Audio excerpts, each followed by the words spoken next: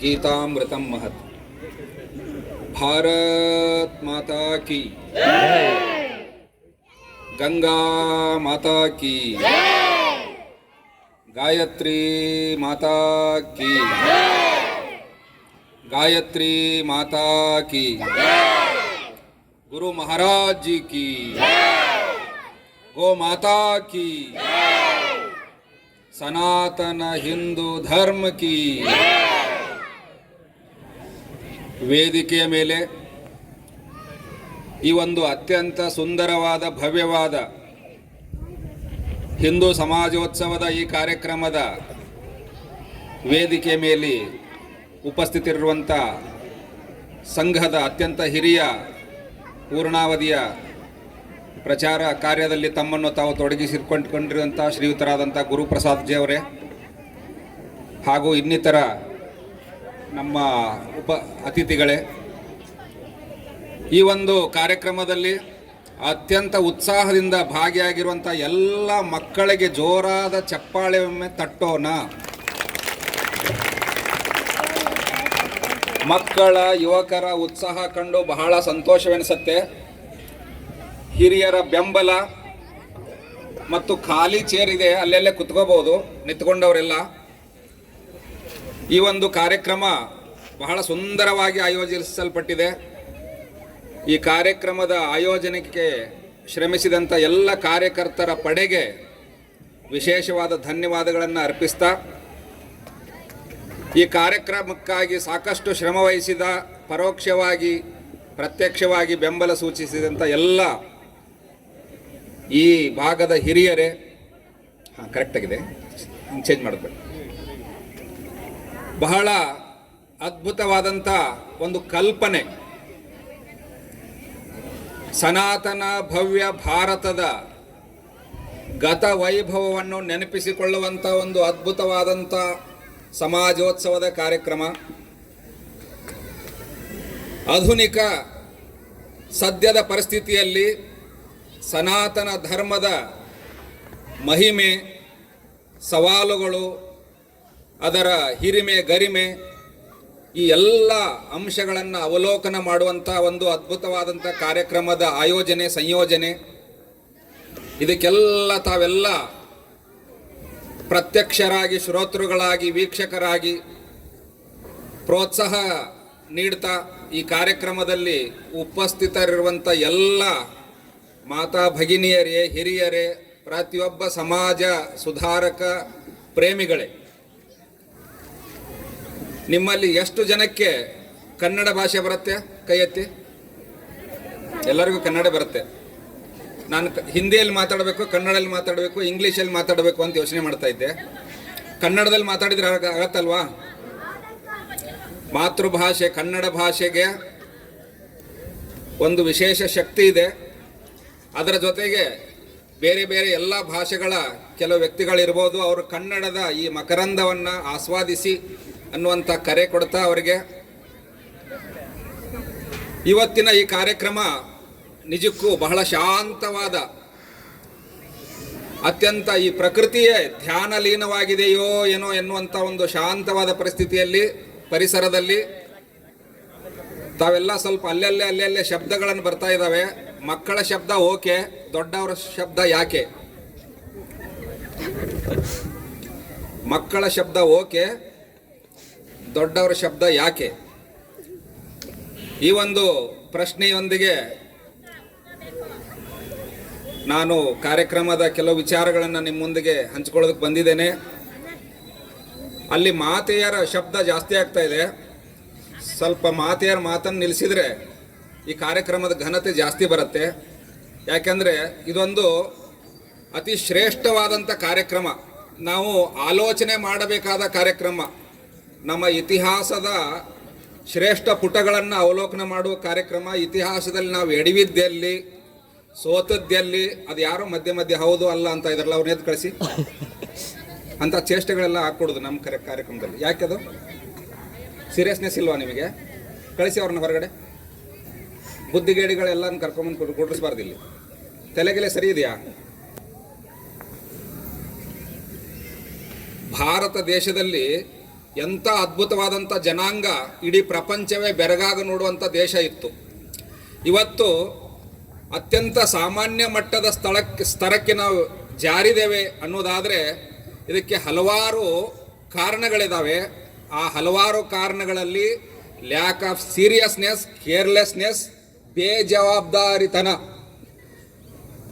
ಆ ಮೈ ಮರೆತು ಹಿಂದೂ ಆದವನು, ಭಾರತೀಯನಾದವನು ಎಂದೆಂದು ಕುಂಭಕರ್ಣ ನಿದ್ದೆಗೆ ಜಾರ್ತಾನೋ ಅದಕ್ಕೆ 100 ಪಟ್ಟು 1000 ಪಟ್ಟು ಬೆಲೆ ತೆತ್ತಬೇಕಾಯಿತು. ಸಮಾಜದಲ್ಲಿ, ಇತಿಹಾಸದಲ್ಲಿ, ಪರಂಪರೆ ನಮಗೆ ಹೇಳಿಕೊಡುವಂಥ ಪಾಠ. ನಿಮಗೆ ಜಗತ್ತಿನ ವಿಷಯಗಳನ್ನು ನಿಮ್ಮ ಗಮನಕ್ಕೆ ತರುವುದಾದರೆ, ಇಡೀ ಜಗತ್ತಿನಲ್ಲಿ ಇಷ್ಟೊಂದು ಸ್ವಾತಂತ್ರ್ಯವನ್ನು, ಇಷ್ಟೊಂದು ಅದ್ಭುತವಾದಂಥ ವಿಶಾಲವಾದ ಹೃದಯದ ಮಾತೃತ್ವವನ್ನು, ಯಾರಿಗೆ ಯಾವ ರೀತಿಯಾದಂಥ ಆಲೋಚನೆ ಮಾಡ್ಬೋದು, ನಾಸ್ತಿಕನಾಗಿರ್ಬೋದು, ಆಸ್ತಿಕನಾಗಿರ್ಬೋದು, ಒಂದು ದೇವರನ್ನು ನಂಬೋದು, 100 ದೇವರನ್ನು ನಂಬೋದು, ಕಂಡದ್ದನ್ನೆಲ್ಲ ಪೂಜೆ ಮಾಡ್ಬೋದು, ಯಾವುದನ್ನು ಪೂಜೆ ಮಾಡದೇಯೂ ಇರಬಹುದು. ಎಲ್ಲ ಸ್ವಾತಂತ್ರ್ಯ ಕೊಟ್ಟಂಥ ಏಕೈಕ ಜಗತ್ತಿನ ಧರ್ಮ ಯಾವುದಾದ್ರೂ ಇದ್ರೆ ಅದು ಸನಾತನ ಭಾರತೀಯ ಈ ಧರ್ಮ. ಇಷ್ಟೊಂದು ಸ್ವಾತಂತ್ರ್ಯವನ್ನು ಆಗಾಗ ಕೆಲವು ವ್ಯಕ್ತಿಗಳು ದುರುಪಯೋಗ ಮಾಡಿಕೊಂಡುದುಂಟು. ಆದರೆ ಆ ಸ್ವಾತಂತ್ರ್ಯ ದುರುಪಯೋಗದಿಂದ ಅವರಿಗೇ ನಷ್ಟವಾಗಿದೆ, ಅವರ ಜನಾಂಗಗಳು ಹೇಳಿ ಹೆಸರಿಲ್ಲದೆ ಹೋಗಿದೆ. ಜಗತ್ತಿನ ಹಲವಾರು ನಾಗರಿಕತೆಗಳಲ್ಲಿ, ಅದರಲ್ಲೂ 7-8 ನಾಗರಿಕತೆಗಳಲ್ಲಿ ಸನಾತನ ಧರ್ಮದ ಮಹಿಮೆಯನ್ನು ಜಗತ್ತಿಗೆ ಸಾರಿದಂಥ ಈ ಒಂದು ಭವ್ಯ ಭಾರತದ ಈ ಅದ್ಭುತವಾದಂಥ ಆರ್ಯ ಋಷಿಗಳ ಪ್ರಣೀತವಾದ ಈ ಧರ್ಮ ಜಗತ್ತಿಗೆ ಶಾಶ್ವತವಾದ ಆಶೀರ್ವಾದದಂತೆ, ಪ್ರೀತಿಯ ವಾತ್ಸಲ್ಯದಂತೆ ಎಲ್ಲರಿಗೂ ಕೂಡ ಉದಾರವಾದ ಚಿಂತನೆಗಳನ್ನು ಕಾಲಕ್ಕೆ ಕೊಡ್ತಾ ಬಂದಿದೆ. ಸ್ವಾಮಿ ವಿವೇಕಾನಂದರು ಇತ್ತೀಚೆಗೆ 150 ವರ್ಷಗಳ ಹಿಂದೆ ಅಮೇರಿಕದ ಆ ನಾಡಿನಲ್ಲಿ ಹೋಗಿ ಭಾರತದ ಭವ್ಯ ಪರಂಪರೆಯನ್ನು ಪಾಶ್ಚಿಮಾತ್ಯರು ಬೆರಗಾಗುವಂತೆ, ಜಗತ್ತು ಕಿವಿಗೊಟ್ಟು ಕೇಳುವಂತೆ, ಕಣ್ಬಿಟ್ಟು ನೋಡುವಂತೆ ಮಾಡಿದಂಥ ಅದ್ಭುತ ಸಂತ ಸ್ವಾಮಿ ವಿವೇಕಾನಂದರು. ಒಬ್ಬರೇ ಕೈಯಲ್ಲಿ ಬಿಡಿಗಾಸಿಲ್ಲದ ವ್ಯಕ್ತಿ ಇಡೀ ಭಾರತವನ್ನು ಕಾಲ್ನಡಿಗೆಯಲ್ಲಿ ಸಂಚರಿಸಿ ಭಾರತದ ಆಗಿನ ಗುಲಾಮಗಿರಿಯ ಪರಿಸ್ಥಿತಿಯನ್ನು, ವಿದೇಶಿಯರ ಆಕ್ರಮಣಕ್ಕೆ ಒಳಗಾಗಿ ದಾಸ್ಯ ಪ್ರವೃತ್ತಿಯಲ್ಲಿದ್ದಂಥ ಭಾರತದ ದಯನೀಯ ಸ್ಥಿತಿಯನ್ನು ಕಂಡು ಇದಕ್ಕೆ ಪರಿಹಾರ ಹುಡುಕಬೇಕು ಅಂತ ಒಬ್ಬ ವ್ಯಕ್ತಿ ಎದ್ದು ನಿಂತ ಒಬ್ಬ ವ್ಯಕ್ತಿ single handedly he could achieve this greatness. He did it in spite of so much of trouble, so much of problems outside. ಸಾಕಷ್ಟು ಸವಾಲುಗಳ ಮಧ್ಯದಲ್ಲಿಯೂ ಕೂಡ ಒಬ್ಬ ವ್ಯಕ್ತಿಯಿಂದ ಸಮಸ್ತ ಭಾರತದ ಸನಾತನ ಈ ಭವ್ಯ ಪರಂಪರೆಯ ಪುನರುತ್ಥಾನ ಸಾಧ್ಯವಾಗತ್ತೆ ಅನ್ನೋದಾದರೆ, ಇವತ್ತು ಭಾರತ ದೇಶದಲ್ಲಿ 100 ಕೋಟಿಗಿಂತ ಜಾಸ್ತಿ ಜನಗಳಿದ್ದೇವೆ, 150 ಕೋಟಿಗಳು. 150 ಕೋಟಿ ಭಾರತೀಯರು ಸಂಕಲ್ಪ ಮಾಡಿದರೆ ಜಗತ್ತಿನಲ್ಲಿ ಅತ್ಯಂತ ಶ್ರೇಷ್ಠ ಮಟ್ಟದ ಭಾರತೀಯ ಪರಂಪರೆಯನ್ನು ಸಾರುವಂಥ ಶ್ರೇಷ್ಠ ಮಟ್ಟದ ಈ ಧರ್ಮವನ್ನು ಮತ್ತೊಮ್ಮೆ ಜಗತ್ತು ಬೆರಗಾಗುವಂತೆ ನೋಡುವಂತೆ ಕಟ್ಟುವಂಥ ಶಕ್ತಿ ನಮ್ಮೆಲ್ಲ ಭಾರತೀಯರಿಗಿದೆ ಅನ್ನೋ ಮಾತನ್ನು ನಾವು ನಂಬಬೇಕು ಮತ್ತು ಅದನ್ನು ನಾವು ಪಾಲನೆ ಮಾಡಬೇಕು. ಅಂಥ ಧರ್ಮದ ವಾರಸುದಾರರು ನಾವೆಲ್ಲ. ಜಗತ್ತಿನ ಹಲವಾರು ನಾಗರಿಕತೆಗಳು ಹೇಳಿ ಹೆಸರಿಲ್ಲದೆ ಹೋದು. ಸೂರ್ಯನ ಆಯುರ್ಮಾನಕ್ಕಿಂತ ಹಿಂದೆ ಕಲಿಯುಗದ 4,32,000 ವರ್ಷಗಳು ಕಲಿಯುಗ, ದ್ವಾಪರ ಯುಗ, ತ್ರೇತಾಯುಗ, ಸತ್ಯಯುಗ ಅಥವಾ ಕೃತಯುಗ, ಲಕ್ಷಾಂತರ ಕೋಟ್ಯಾಂತರ ವರ್ಷಗಳ ಭವ್ಯ ಇತಿಹಾಸ ಇರುವಂಥ ಬ್ರಹ್ಮನ ಒಂದು ಕಲ್ಪ, ಈ ಎಲ್ಲ ಲೆಕ್ಕಾಚಾರ ಹಾಕುವಂಥ ಒಂದು ಶಕ್ತಿ ಇತ್ತು ನಮ್ಮಲ್ಲಿ. ಕೇವಲ ಆಧುನಿಕ ಇತಿಹಾಸ ತಜ್ಞರಿಗೆ ಕಳೆದು ಹೋದ 2000 ವರ್ಷಗಳ ಇತಿಹಾಸವನ್ನು ಲೆಕ್ಕ ಇಡೋದಕ್ಕಾಗಿಲ್ಲ ನಮಗೆ. ಕ್ರಿಸ್ತ ಪೂರ್ವ ಬುದ್ಧನ ಕಾಲದ 600 ಕ್ರಿಸ್ತಪೂರ್ವ 600ನೇ ಶತಮಾನದಿಂದ ಈಚೆಗೆ ಇತಿಹಾಸದ ಕೆಲವು ತುಣುಕುಗಳು ನಮಗೆ ಕೈಗೆ ಸಿಗ್ತವೆ. ಆದರೆ ಸ್ವಾಮಿ ವಿವೇಕಾನಂದರು ಹೇಳ್ತಾರೆ, ಇತಿಹಾಸಕಾರರಿಗೆ, ಐತಿಹಾಸಿಕ ಘಟನೆಗಳಿಗೆ ಇತಿಹಾಸದ ಕೈಗೆ ಸಿಗದೇ ಇರುವಷ್ಟು ಹಿಂದಿನಿಂದ ಬಂದಂಥ ಭವ್ಯ ಪರಂಪರೆಯ ಇತ್ತೀಚಿನ ಆಧುನಿಕ ನವ ಕೊಂಡಿಗಳು ನಾವೆಲ್ಲ. ಅಂಥ ಶ್ರೇಷ್ಠ ಮಟ್ಟದ ಜನಾಂಗಕ್ಕೆ ಸೇರಿದಂಥವರು ನಾವು. ನಮ್ಮ ತನವನ್ನು, ನಮ್ಮ ಮಹಿಮೆಯನ್ನು, ನಮ್ಮ ಪರಂಪರೆಯನ್ನು, ನಮ್ಮ ಸಂಸ್ಕೃತಿಯನ್ನು, ನಮ್ಮ ಸಮಾಜವನ್ನು ಉಳಿಸ್ಕೊಂಡು ಬೆಳೆಸ್ಕೊಂಡು ಮತ್ತು ಅದ್ಭುತವಾಗಿ ಗಟ್ಟಿ ಆಧಾರದ ಮೇಲೆ ಮತ್ತೊಮ್ಮೆ ಸಂಸ್ಕೃತಿಯ ಸೌಧವನ್ನು ಕಟ್ಟುವಂಥ ಜವಾಬ್ದಾರಿ ಪ್ರತಿಯೊಬ್ಬ ಭಾರತೀಯನಿಗೂ ಇದೆ. ಪ್ರತಿಯೊಬ್ಬ ಭಾರತೀಯನಿಗೂ ಇದೆ. ನೀವು ಯೋಚನೆ ಮಾಡಿ, ಇವತ್ತು ಬೇರೆ ಬೇರೆ ರಾಷ್ಟ್ರಗಳಲ್ಲಿ ನೈಜೀರಿಯಾ ಅಂತ ಒಂದು ರಾಷ್ಟ್ರದ ಉದಾಹರಣೆ ಕೊಡ್ತೇನೆ ನಿಮಗೆ. ನೈಜೀರಿಯಾದ ಒಬ್ಬ ಸ್ಕಾಲರ್ಲಿ ಪರ್ಸನ್ ಹೇಳ್ತಾನೆ, ನಾವು ವೆಸ್ಟನ್ನು ಇಮಿಟೇಟ್ ಮಾಡೀವಿ, ಇಂಗ್ಲೀಷನ್ನು ಕಲ್ತೀವಿ, ಕೇಕ್ ಕಟ್ ಮಾಡೋದು ಕಲ್ತೀವಿ, ಅವರ ಸಂಸ್ಕೃತಿಯನ್ನು ಅಳವಡಿಸ್ಕೊಂಡಿವಿ, ಆದರೆ ಟೆಕ್ನಾಲಜಿ ಸೈನ್ಸನ್ನು ಯಾವುದನ್ನು ಕಲ್ತ್ಕೊಳ್ಳಿಲ್ಲ. ವೆಸ್ಟ್ನಿಂದ ಬರುವ ಟೆಕ್ನಾಲಜಿ ಕಲ್ತ್ಕೊಳ್ಳಿಲ್ಲ. ಅವರ ಉಡುಗೆ ತೊಡುಗೆ, ಆಚಾರ ಆಹಾರಗಳನ್ನೆಲ್ಲವನ್ನು ಇಮಿಟೇಟ್ ಮಾಡಿವಿ, ಅವರ ಭಾಷೆಯನ್ನು ಕಲ್ತೀವಿ, ಆದರೆ ಅವರ ಟೆಕ್ನಾಲಜಿ ಇಲ್ಲ, ಸೈನ್ಸ್ ಇಲ್ಲ. ಒಂದು ದೇಶಕ್ಕೆ ಆರ್ಥಿಕ ಆಯಾಮ ಅಂತಿದೆ. ಅದನ್ನೇ ಚಾಣಕ್ಯ ಅನ್ನುವಂಥ ಮಹಾಪುರುಷ ಒಂದು ಬಹಳ ಅದ್ಭುತವಾದ ಭಾಷೆಯಲ್ಲಿ ಹೇಳ್ತಾನೆ, ಪ್ರತಿಯೊಬ್ಬರು ಹುಡುಕ್ತಾ ಇರುವುದು ಸುಖವೇ, ಆ ಸುಖ ಧರ್ಮದಲ್ಲಿದೆ. ಸುಖಸ್ಯ ಮೂಲಂ ಧರ್ಮ, ಧರ್ಮಸ್ಯ ಮೂಲಂ ಅರ್ಥ. ಅರ್ಥ ಎಲ್ಲಿದೆ? ಧರ್ಮದ ಮೂಲ. ಧರ್ಮಕ್ಕೆ ಒಂದು ಆರ್ಥಿಕ ಆಯಾಮ ಇದೆ. ಧರ್ಮಸ್ಯ ಮೂಲಂ ಅರ್ಥ, ಅರ್ಥಸ್ಯ ಮೂಲಂ ರಾಜ್ಯ. ಅರ್ಥದ ಮೂಲ ಸ್ವಾವಲಂಬನೆ, ಇಂಡಿಪೆಂಡೆನ್ಸಿ, ನಮ್ಮನ್ನು ನಾವು ಆಳ್ಕೊಳ್ಳುವಂಥದ್ದು, ನಮ್ಮ ತೆರಿಗೆಯನ್ನು ನಾವೇ ಕಟ್ಟುವಂಥದ್ದು, ನಮ್ಮ ನಗರಗಳನ್ನು ನಾವೇ ಕಟ್ಟುವಂಥದ್ದು, ನಮಗಾಗಿ ನಮ್ಮ ಹಣವನ್ನು ವ್ಯಯ ಮಾಡುವಂಥದ್ದು, ಆರ್ಥಿಕ ಸ್ವಾವಲಂಬನೆ. ಈಗ ನಾವು ವಿದೇಶಿಯರು ಆಳ್ತಾ ಇದ್ದಾಗ, ಬ್ರಿಟಿಷರು ಆಳ್ತಾ ಇದ್ದಾಗ, ಭಾರತೀಯ ರೈತರು ಪಾಪ ಕಷ್ಟಪಟ್ಟು ತೆರಿಗೆಗಳನ್ನು ಕಟ್ತಿದ್ರು. ಆ ಹಣ ಎಲ್ಲಿ ಹೋಗ್ತಿತ್ತು? ವಿಕ್ಟೋರಿಯಾ ರಾಣಿ ಅರಮನೆ ಸೇರ್ತಿತ್ತು. ಆದರೆ ಭಾರತೀಯರು ಕಟ್ಟುವಂಥ ಇವತ್ತಿನ ಹಣ ನಮ್ಮ ಸಮಾಜದ, ನಮ್ಮ ಮಕ್ಕಳ ಶಿಕ್ಷಣಕ್ಕೆ, ನಮ್ಮ ಎಲ್ಲ ಸಮೃದ್ಧವಾದ ಸಮಾಜ ನಿರ್ಮಾಣದ ಚಟುವಟಿಕೆಗಳಿಗೆ ವಿನಿಯೋಗ ಆಗ್ತಾ ಇದೆ ಅಂದರೆ ತಕ್ಕ ಮಟ್ಟಿನ ರಾಜಕೀಯ ಸ್ವಾತಂತ್ರ್ಯ ಇದೆ. ಅದಕ್ಕಾಗಿ ಈ ರಾಜಕೀಯ ಸ್ವಾತಂತ್ರ್ಯ ಬೇಕು, ಆರ್ಥಿಕ ಸ್ವಾತಂತ್ರ್ಯ ಬೇಕು, ಆಧ್ಯಾತ್ಮಿಕ ಶಕ್ತಿ, ಅದು ಅದ್ಭುತವಾದಂಥ ಅಂತರಂಗದ ಅನ್ವೇಷಣೆಯಿಂದ ಬರುವಂಥ ಶಕ್ತಿ. ಆ ಶಕ್ತಿ ಋಷಿಗಳು ಕಂಡುಕೊಂಡ್ರು, ಜಗತ್ತಿನ ಎಲ್ಲರಿಗೂ ಹೇಳಿದರು. ಜಗತ್ತಿನ ಎಲ್ಲ ಜನಗಳೇ ಕೇಳಿಸ್ಕೊಳ್ಳಿ, ಎಲ್ಲೆಲ್ಲಿ ಒಳ್ಳೇದಿದೆಯೋ, ಯಾರಲ್ಲಿ ಒಳ್ಳೇದಿದೆಯೋ, ಉತ್ಕೃಷ್ಟವಾದ ಶ್ರೇಷ್ಠವಾದ ಚಿಂತನೆಗಳು ಎಂಥ ಸಾಮಾನ್ಯ ವ್ಯಕ್ತಿಯಲ್ಲೇ ಇರಲಿ, ಅದನ್ನು ನಾವು ಅಳವಡಿಸ್ಕೊಳ್ಬೇಕು, ಅಡಾಪ್ಟ್ ಮಾಡ್ಕೋಬೇಕು. ಟೆಕ್ನಾಲಜಿ ಎಲ್ಲಿಂದ ಬರಲಿ, ಅದನ್ನು ಅಡಾಪ್ಟ್ ಮಾಡ್ಕೊಂಡಿವಿ. ಬೇರೆ ಸಾಮಾನ್ಯ ಮಟ್ಟದ ರೀತಿ ನೀತಿಗಳನ್ನು, ಉಡುಗೆ ತೊಡುಗೆಗಳನ್ನು, ಆಹಾರಗಳನ್ನು ಅನುಕರಣೆ ಮಾಡಿದಂಥ ನೈಜೀರಿಯಾ ಜನಾಂಗ ಇವತ್ತು ಲಿಟ್ರಲಿ ಅದು ಆರ್ಥಿಕವಾಗಿ ಸ್ವಾತಂತ್ರ್ಯವನ್ನು ಗಳಿಸಿಲ್ಲ. ಅವರು they are imitating blindly western culture, that's it. ಅವ್ರಿಗೆ ಗೊತ್ತಿದ್ದೋ ಗೊತ್ತಿಲ್ಲದೋ ಅವರು ಪಾಶ್ಚಿಮಾತ್ಯರ ಅಂಧಾನುಕರಣೆಯಲ್ಲಿ ತೊಡಗಿದ್ದಾರೆ.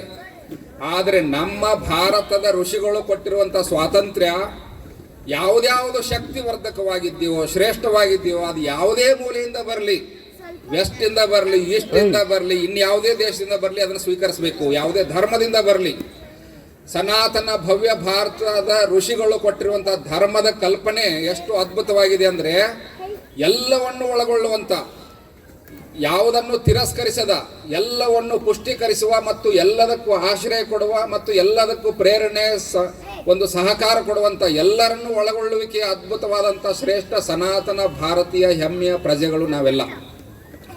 ಸ್ವಾಮಿ ವಿವೇಕಾನಂದರು ಬಹಳ ಅದ್ಭುತವಾದ ರೀತಿಯಲ್ಲಿ ಅಮೆರಿಕದ ವೇದಿಕೆ ಮೇಲೆ ಉನ್ನತವಾದ ಉದ್ದೇಶಗಳನ್ನು ಹೇಳ್ತಾರೆ.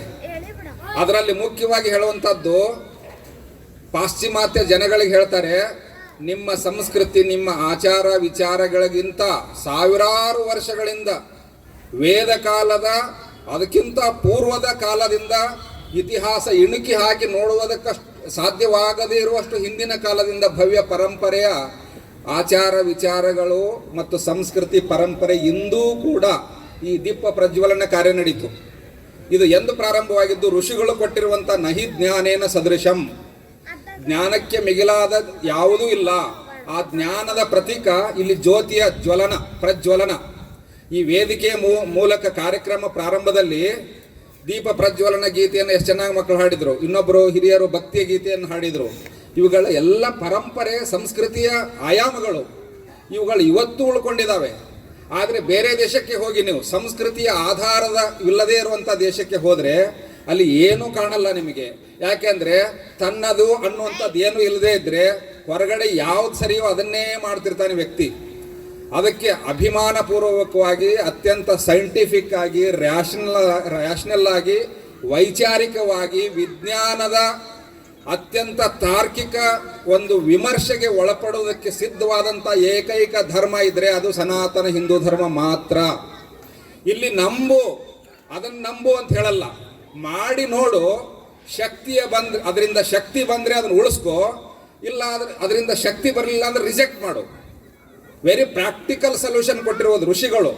ಇಲ್ಲ ಹಿಂದೆ ಹೀಗೆ ಮಾಡ್ತಾ ಇದ್ರು ಅದಕ್ಕೋಸ್ಕರ ಹೀಗೆ ಮಾಡಿ ಅಲ್ಲ, ನಂಬಿಕೆಯ ಧರ್ಮ ಅಲ್ಲ, ಮಾಡಿ ನೋಡಿ ಅನುಭವಿಸಿ ಅದರಲ್ಲಿ ಶಕ್ತಿ ಇದ್ರೆ ಉಳಿಸ್ಕೋ, ಅದು ಟೊಳ್ಳಾಗಿದ್ರೆ ಎತ್ತಿ ಬಿಸಾಕು. ಇಷ್ಟು ಅತ್ಯಂತ ನಿರ್ದಾಕ್ಷಿಣ್ಯತೆಯಿಂದ ವೈಚಾರಿಕವಾಗಿ ಮತ್ತು ರ್ಯಾಷನಲ್ ತಾರ್ಕಿಕವಾಗಿ ಅತ್ಯಂತ ಸೈಂಟಿಫಿಕ್ ಆಗಿ ಹೇಳಿಕೊಟ್ಟಂಥ ಋಷಿಗಳ ಧರ್ಮ ಮತ್ತು ನಿತ್ಯ ಅದು ತನ್ನನ್ನು ತಾನು ಹೆಚ್ಚು ವಿಮರ್ಶೆಗೆ ಒಳಪಡಿಸಿಕೊಳ್ಳೋದಕ್ಕೆ ಸಿದ್ಧವಾಗಿದೆ. ಸಾವಿರಾರು ಪ್ರಶ್ನೆಗಳು ಬರಲಿ, ಪ್ರಶ್ನೆಗಳ ಮೇಲೆ ಪ್ರಶ್ನೆಗಳನ್ನು ಋಷಿಗಳಿಗೆ ಹಾಕ್ತಿದ್ರು. ಪ್ರಶ್ನೆಗಳಿಂದ ಋಷಿಯ ಮನಸ್ಸು ಇನ್ನೂ ಉಲ್ಲಾಸವಾಗಿ ಈ ಒಳ್ಳೆ ಪ್ರಶ್ನೆಗಳನ್ನು ಕೇಳಿದಂಥ ವಿದ್ಯಾರ್ಥಿಗೆ ಋಷಿಕುಲದಲ್ಲಿ ವತ್ಸ ನಿನ್ನನ್ನು ಕಂಡ್ರೆ ನನಗೆ ಬಹಳ ಇಷ್ಟ. ಇವತ್ತು ಗುರುಗಳು ನಮ್ಮ ಇತ್ತೀಚಿನ ಶಿಕ್ಷಣ ಪದ್ಧತಿಯಲ್ಲಿ ಯಾರು ದೊಡ್ಡ ಫೀಸ್ ಕಟ್ತಾರೋ ಅವ್ರನ್ನ ಕಂಡ್ರೆ ಇಷ್ಟ ಅಂತ ಹೇಳ್ತಿದ್ರಲ್ಲ, ಹಿಂದಿನ ಕಾಲದಲ್ಲಿ ಯಾರು ವಿಮರ್ಶಾತ್ಮಕವಾದಂಥ ವೈಚಾರಿಕವಾದಂಥ ಶ್ರೇಷ್ಠ ಮಟ್ಟದ ಬೌದ್ಧಿಕ ಪ್ರಶ್ನೆಗಳನ್ನ ಕೇಳುವಂಥ ವಿದ್ಯಾರ್ಥಿ ಏನಾದರೂ ಗುರುಗಳಿಗೆ ಸಿಕ್ಕರೆ ಆ ವಿದ್ಯಾರ್ಥಿ ಮೇಲೆ ವಿಶೇಷವಾದ ಪ್ರೀತಿ ಗುರುಗಳಿಗಿರ್ತಿತ್ತು. ಅಂಥ ಜ್ಞಾನದ ಆರಾಧಕರು ನಾವು. ಪರಂಪರೆ ಅದ್ಭುತವಾದ ಪರಂಪರೆಯ ವಾರಸುದಾರರು ನಾವು. ಸಮಾಜವನ್ನು ಬಲಿಷ್ಠ ಸಮಾಜವನ್ನು ಕಟ್ಟಬೇಕಾಗಿದೆ, ಶ್ರೇಷ್ಠ ಮಟ್ಟದ ಸಮಾಜವನ್ನು ಕಟ್ಟಬೇಕಾಗಿದೆ. ನಿಮಗೊಂದು ಉದಾಹರಣೆ ಕೊಡ್ತೇನೆ. ಜಗತ್ತಿನ ಇತಿಹಾಸದ ಪ್ರಜ್ಞೆಯ ಅವಲೋಕನ ಮಾಡುವುದಾದರೆ, ಐತಿಹಾಸಿಕ ಅವಲೋಕನ ಮಾಡುವುದಾದರೆ ಎಷ್ಟೊಂದು ದೇಶಗಳಿಗೆ ತಳವೇ ಇಲ್ಲದೆ ಇವತ್ತು ಅಲ್ಲಾಡ್ತಾ ಇದ್ದಾವೆ. ನಿನ್ನೆ ಮೊನ್ನೆ ಸ್ವತಂತ್ರವಾದಂಥ ರಾಷ್ಟ್ರಗಳು ಅವಕ್ಕೆ ಯಾವ ರೀತಿಯ ಸ್ವಾತಂತ್ರ್ಯ ಬೇಕು, ಯಾವ ರೀತಿಯ ರಾಜಕೀಯ ವ್ಯವಸ್ಥೆ ಬೇಕು, ಆರ್ಥಿಕ ವ್ಯವಸ್ಥೆ ಹೇಗಿರಬೇಕು, ಆಡಳಿತ ಹೇಗೆ ನಡೆಸಬೇಕು ಏನೂ ಗೊತ್ತಿಲ್ಲದೆ ತತ್ತರಿಸಿ ದಂಗೆಗಳು ಹೇಳ್ತಾ ಇದ್ದಾವೆ, ಜನರ ಸುಲಿಗೆಗಳಾಗ್ತಾ ಇದ್ದಾವೆ, ಕ್ರೌರ್ಯ ಮೆರಿತಾ ಇದ್ದಾರೆ.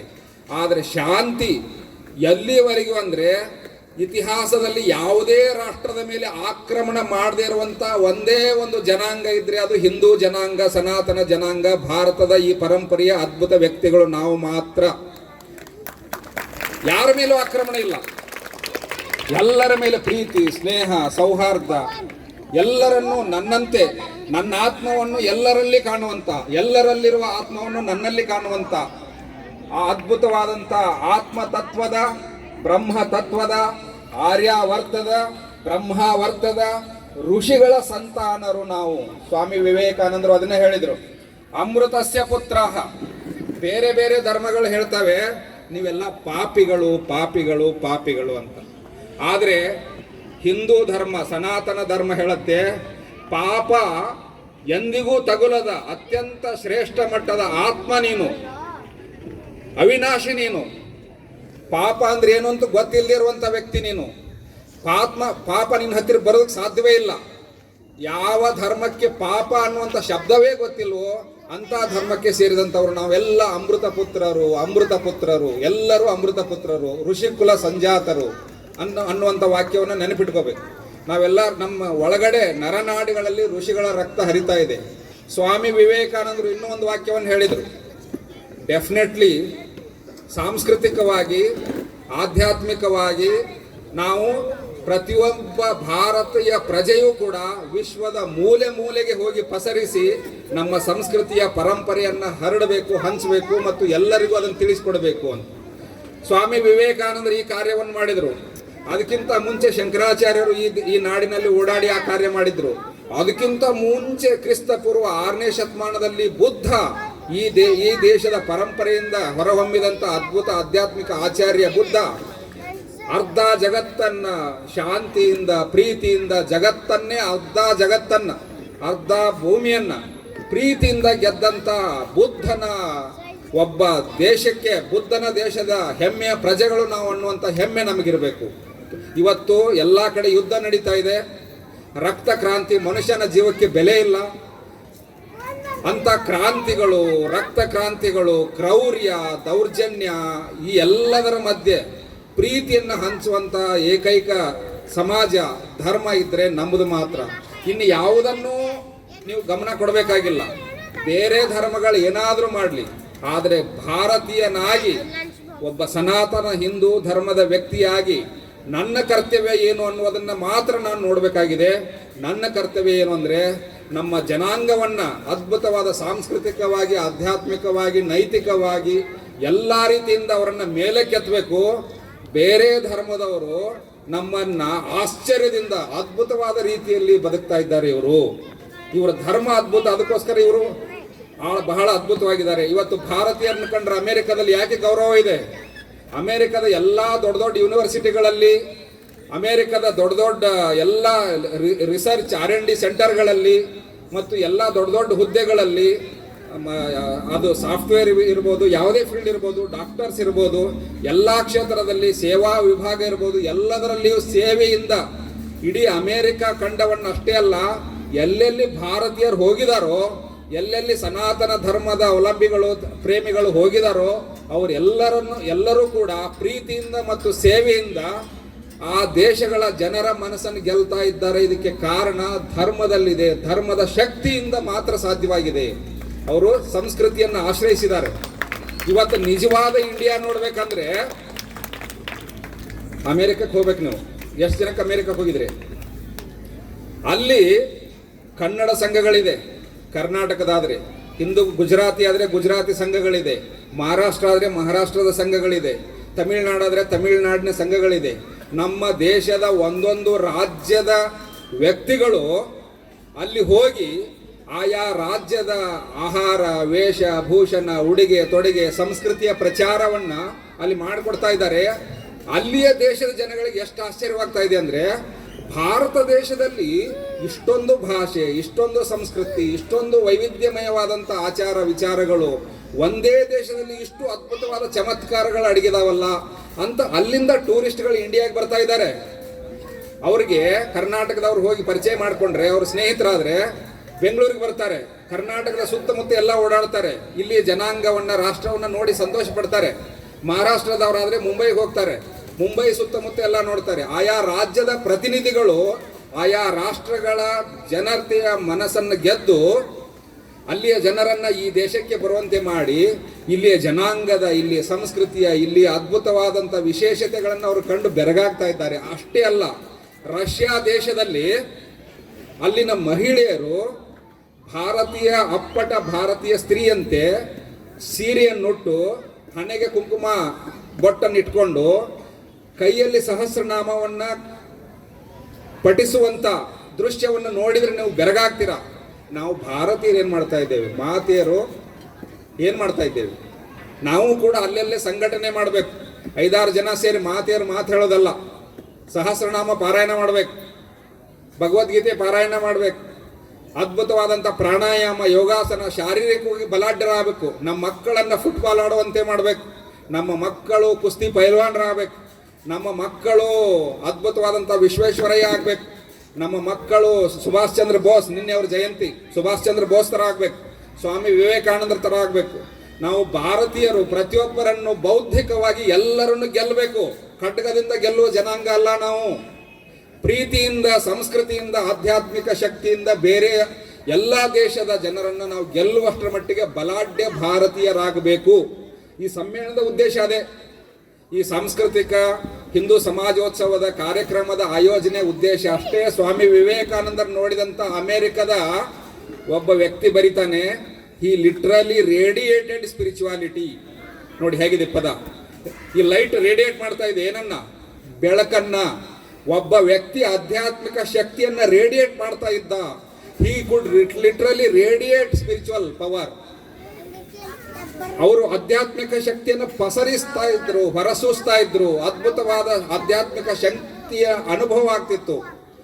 When Swami Vivekananda spoke, Americans saw that they had a Napoleon to deal with. ಎದುರಿಗೆ ನೆಪೋಲಿಯನ್ ಸಾಮ್ರಾಟ್ ವ್ಯಕ್ತಿ, ಕಮಾಂಡಿಂಗ್ ಪ್ರೆಸೆನ್ಸ್, ಅದ್ಭುತವಾದ ಬೌದ್ಧಿಕ ಶಕ್ತಿ. ಒಬ್ಬ ಭಾರತೀಯ ವ್ಯಕ್ತಿ ಬೌದ್ಧಿಕವಾಗಿ ಅಮೆರಿಕದ ಎಲ್ಲಾ ಬುದ್ಧಿವಂತರನ್ನು ಗೆದ್ದ ಅನ್ನುವ ಇತಿಹಾಸ ನಾವು ನೋಡಬೇಕಾಗಿದೆ. ನಮ್ಮ ಮಕ್ಕಳು ಅಂತ ಇತಿಹಾಸವನ್ನು ಕೇಳಿ ಹೆಮ್ಮೆ ಪಡಬೇಕಾಗಿದೆ. ಒಬ್ಬ 30 ವರ್ಷದ ಒಬ್ಬ ಭಾರತೀಯ ತರುಣ ಸನ್ಯಾಸಿ ಅಮೆರಿಕದ ನೆಲದಲ್ಲಿ ಓಡಾಡಿ ಅಮೆರಿಕದ ಎಲ್ಲಾ ಬುದ್ಧಿವಂತರನ್ನ ದಿಗ್ಭ್ರಮೆಗೊಳಿಸಿದ. ಒಂದು ಉದಾಹರಣೆ ಹೇಳ್ತೇನೆ, ಒಂದು ರೂಪಕ ಹೇಳ್ತೇನೆ, ಒಂದು ಘಟನೆ ಹೇಳ್ತೇನೆ, ನಿಮ್ಗೆ ಅರ್ಥವಾಗತ್ತೆ. ಎಷ್ಟು ಹೆಮ್ಮೆ ಪಡಬಹುದು. ನೀವೆಲ್ಲ ಜೋರಾಗಿ ಚಪ್ಪಾಳೆ ತಟ್ಟಬೇಕು. ಆ ಘಟನೆ ಕೇಳಿ ಹೆಮ್ಮೆ ತಾಳ್ಬೇಕು. ಅಮೆರಿಕದ ಪತ್ರಕರ್ತರು ಒಂದು 25 ಜನ ತತ್ವಜ್ಞಾನಿಗಳು, ವಿಜ್ಞಾನಿಗಳು, ಪ್ರೊಫೆಸರ್ಸ್ ಅವರೆಲ್ಲ ಒಟ್ಟಿಗೆ ಸೇರಿ ಸ್ವಾಮಿ ವಿವೇಕಾನಂದರನ್ನ ಪ್ರಶ್ನೆಗಳನ್ನು ಕೇಳ್ತಿರ್ತಾರೆ. ವಿವೇಕಾನಂದರು ಒಬ್ಬರೇ 30 ದಾಟದ ಭಾರತೀಯ ತರುಣ ಸನ್ಯಾಸಿ ಸ್ವಾಮಿ ವಿವೇಕಾನಂದರು. ಅವ್ರ ಎದುರಿಗೆ ಇರುವುದು 25 ಜನ ಎಲ್ಲ ವಿಭಾಗದ experts, philosophers, scientists, professors, best Americans are in front of them. They are asking question ಕೇಳ್ತಾ ಇದ್ದಾರೆ. ಯಾರನ್ನ? ಭಾರತೀಯ ಯುವ ಸನ್ಯಾಸಿ ಸ್ವಾಮಿ ವಿವೇಕಾನಂದರನ್ನ. ಅಲ್ಲಿಯ ಒಬ್ಬ ಪತ್ರಕರ್ತೆ ಬರಿತಾಳೆ, ಮಕ್ಕಳಿಗೆ ಕೇಳಿಸ್ಕೊಳ್ಳಿ, ಅಲ್ಲಿಯ ಪತ್ರಕರ್ತೆ ಬರಿತಾಳೆ, 30 ವರ್ಷ ತಾಟದ ಈ ಭಾರತೀಯ ತರುಣನನ್ನು ನೋಡಿ ನನಗೆ ಏನು ಅನಿಸ್ತು ಅಂದರೆ, ಅಷ್ಟು ಜನ ಮುಗಿಬಿದ್ದುಬಿಟ್ಟಿದ್ದಾರೆ. ಈ ಒಬ್ಬ ತರುಣ ಸನ್ಯಾಸಿನ ಕಂಡು ಅಯ್ಯೋ ಪಾಪ ಏನು ಪರಿಸ್ಥಿತಿ ಬಂತು ಈ ಯುವಕನಿಗೆ ಅನಿಸ್ತು. ಕೇಳಿಸ್ಕೋಬೇಕು ಎಲ್ಲ ಮಾತಿಯರು. ಅಯ್ಯೋ ಪಾಪ ಅನಿಸ್ತು, ಅಯ್ಯೋ ಅನಿಸ್ತು. 15-20 ನಿಮಿಷ ಆದ್ಮೇಲೆ ಚಿತ್ರಣ ಬದಲಾಗಿತ್ತು. ಅವರೆಲ್ಲ ಪ್ರಶ್ನೆಗಳನ್ನ ಕೇಳ್ತಾ ಇದ್ದಂತೆ ಸ್ವಾಮಿ ವಿವೇಕಾನಂದ ತಟ್ಟನೆ ಅವರ ಪ್ರಶ್ನೆ ಮುಗಿಯುವುದಕ್ಕಿಂತ ಮುಂಚೆನೆ ಉತ್ತರ ಕೊಡ್ತಿದ್ರು.